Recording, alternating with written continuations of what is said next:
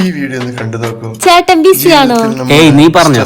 അതെ, എന്റെ ഓഫീസിൽ നിന്ന് 3 ദിവസത്തേക്ക് ഒരു ടൂർ പോണ്ടേ, അപ്പൊ അതിന് പോട്ടെ എന്ന് ചോദിക്കാനായിരുന്നു. നീ പൊക്കോ പൊക്കോ, എന്താ നിന്റെ സ്ട്രെസ്സും ടെൻഷനൊക്കെ കുറയില്ലോ.